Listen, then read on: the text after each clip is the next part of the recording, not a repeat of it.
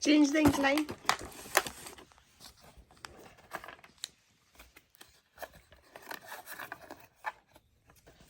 Now they will go slow.